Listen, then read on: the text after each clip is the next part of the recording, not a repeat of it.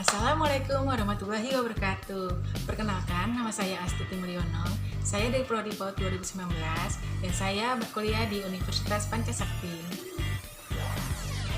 Untuk video kali ini, saya akan menjelaskan materi tentang bimbingan konseling. Tapi sebelumnya, saya ingin mengucapkan terima kasih kepada dosen pembimbing saya, yaitu Insinyur Rita Anggraini, MPD. Sebelum ke pokok pembahasan, kita harus tahu dulu apa sih itu bimbingan konseling.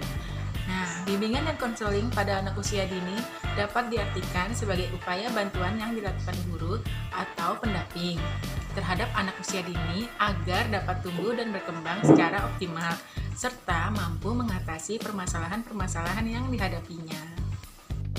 Nah, apa aja sih fungsi bimbingan untuk anak usia dini? Fungsi bimbingan untuk anak usia dini itu ada 4, yaitu fungsi pemahaman, fungsi pencegahan, fungsi perbaikan, dan fungsi pemeliharaan dan pengembangan.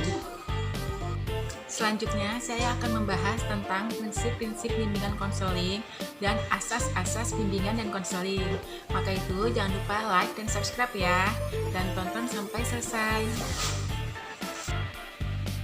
Materi yang akan kita bahas adalah prinsip-prinsip bimbingan konseling. Prinsip-prinsip yang berkenaan dengan sasaran layanan, yaitu melayani semua individu tanpa memandang usia, jenis kelamin, suku, agama, dan status sosial. Lalu memperhatikan tahapan perkembangan dan perhatian adanya perbedaan individu dalam layanan. Selanjutnya, prinsip-prinsip yang berkenaan dengan permasalahan yang dialami individu, yaitu menyangkut pengaruh kondisi mental maupun fisik individu terhadap penyesuaian pengaruh lingkungan baik di rumah, sekolah, dan masyarakat sekitar. Yang kedua, timbulnya masalah pada individu oleh karena adanya kesenjangan sosial, ekonomi, dan budaya. Selanjutnya, prinsip-prinsip yang berkenaan dengan program pelayanan, bimbingan dan konseling, yaitu bimbingan dan konseling bagian integral dari pendidikan dan pengembangan individu, sehingga program bimbingan dan konseling diselaraskan dengan program pendidikan dan pengembangan diri peserta didik. Lalu, program bimbingan dan konseling harus fleksibel dan disesuaikan dengan kebutuhan peserta didik maupun lingkungan. Selanjutnya, program bimbingan dan konseling disusun dengan mempertimbangkan adanya tahap perkembangan individu. Lalu, program pelayanan bimbingan dan konseling perlu diadakan penilaian prinsip-prinsip yang berkenaan dengan tujuan dan pelaksanaan pelayanan. Diarahkan untuk pengembangan individu yang akhirnya mampu secara mandiri membimbing diri sendiri, lalu mengambil keputusan yang diambil oleh klien hendaknya atas kemauan diri sendiri. Lalu permasalahan individu dilayani oleh tenaga ahli atau profesional yang relevan dengan permasalahan individu. Perlu adanya kerjasama dengan personil sekolah dan orang tua, dan bila perlu dengan pihak lain yang berkewenangan dengan permasalahan individu. Dan proses pelayanan bimbingan dan konseling melibatkan individu yang telah memperoleh hasil pengukuran dan penilaian layanan. Selanjutnya, kita akan membahas tentang asas-asas bimbingan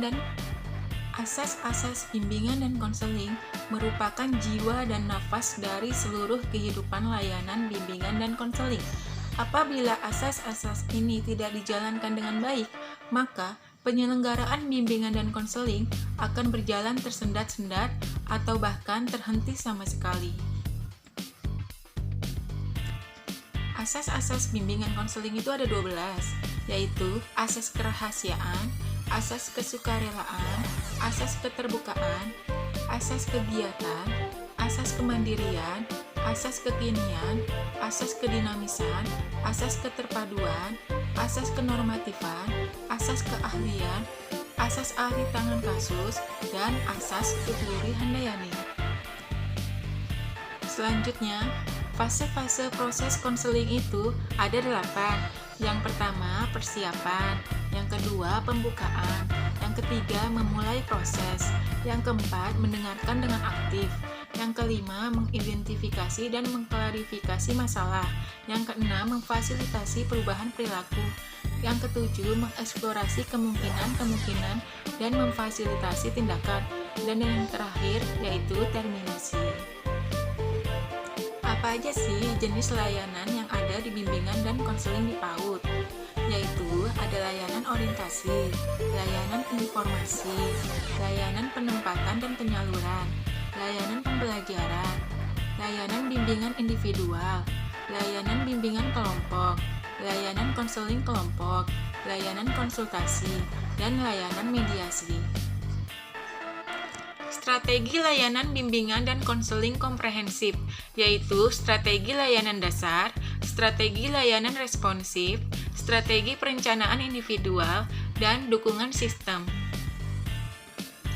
Ada 15 karakteristik anak usia dini, yaitu memiliki rasa keingintahuan yang besar, memiliki pribadi yang unik, berpikir konkret, egosentris, senang berfantasi dan berimajinasi, aktif dan energi, berjiwa petualang, belajar banyak hal menggunakan tubuh, memiliki daya konsentrasi yang pendek, bagian dari makhluk sosial, spontan, mempunyai semangat belajar yang tinggi, kurangnya pertimbangan, masa belajar yang paling potensial, dan mudah sekali frustasi. Sekian penjelasan dari saya. Semoga penjelasan dari saya bermanfaat untuk Anda. Saya, Astuti Mulyono, pamit undur diri. Tapi sebelumnya, jangan lupa like dan subscribe ya. Terima kasih.